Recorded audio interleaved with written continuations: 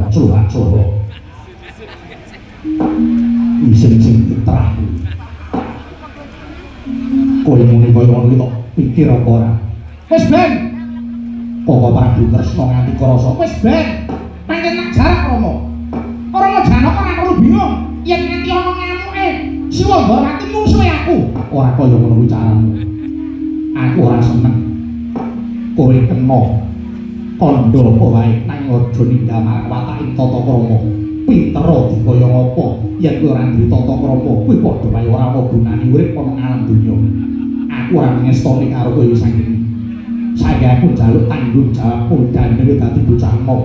Ana negara Ngamarta besok sing bakal nampa lan uga nerusake bocah enom putra Ngamarta.